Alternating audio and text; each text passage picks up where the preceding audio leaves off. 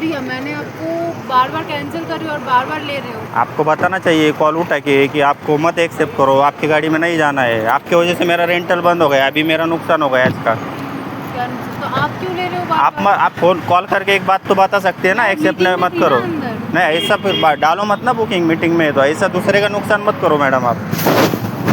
नहीं बराबर नाही जब तुम्हाला। मैं 2 बार आपका कैंसिल कर दिया, राइट? अरे लेकिन आप एक मेसेज कॉल तो रिसीव। आपका बात भी मेसेज बराबर है, मेरा बात भी बराबर है ना? नाही, पण माझं रेंटल बंद झालं ना आता, मला 8 दिवस घरात बसावं लागणार ना, असं नाही करायला पाहिजे। हां मग रेंटल बंद झालं दाखवू का माझं उभे? आता कोणाचीच नाही, मला असंच फ्रीमध्ये जावं लागणार आहे घरी। कालच्या पासमध्ये माझं झालं असतं ना, सांगायचं नाही एक मत उठाव, आम्ही कशाला उचलतो? तुम्हाला हीच गाडी पाहिजे तर तिकडे बुकिंग टाकायची ना जाऊन, दुसऱ्याकडे नुकसान मत करो मॅडम ऐसा। हा व्हिडिओ पाहिल्याच्या नंतर समजलं असेल की मी नेहमी का म्हणत असतो की कंपनीची जेव्हा गाडी घेऊ नका। आता हेच उदाहरण घ्या ना, की 4 वेळा त्या ड्रायव्हरने कॅन्सल केली बुकिंग, म्हणजे तेच कस्टमरने परत बुक करायचा, कस्टमरला ती गाडी नको म्हणून कस्टमरच कॅन्सल करायचा। 4 वेळा असं झालं आणि ड्रायव्हरचं डायरेक्ट रेंटलचं ऑप्शनच उडवलं। ह्याच्यावरून तुम्ही समजू शकताय की किती मनमानी कारभार चाललेला आहे।